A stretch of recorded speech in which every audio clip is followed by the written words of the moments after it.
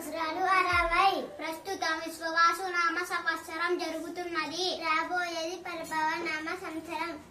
మేము ఇప్పుడు తెలుగు సంవత్సరం చెప్పుకున్నాము.